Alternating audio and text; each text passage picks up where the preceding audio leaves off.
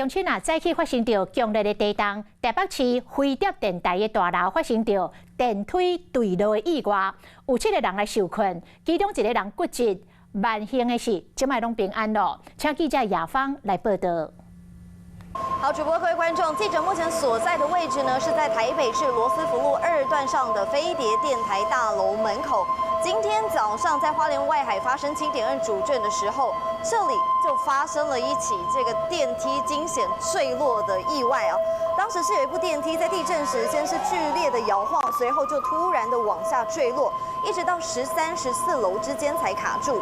而当时电梯里有7人受困，其中1人是因为紧急刹停的关系，落地时脚不慎骨折。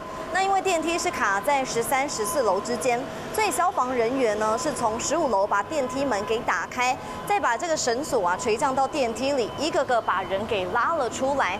在8点钟受困的7个人，到11点钟已经全部安全的脱困了。那现场根据最新的了解呢，是飞碟电台大楼的电梯目前已经检查维修完毕了，正常运作，并没有影响到其他的员工使用。但是后续因为还是有不少的余震出现，也还是提醒各位观众朋友要多加的留意。以上是现场最新资讯，我们把时间交还给棚内。Hello， 我是易景，想要抢先掌握最及时的新闻资讯吗？赶快订阅、按赞、开启小铃铛，锁定华视新闻的 YouTube 频道。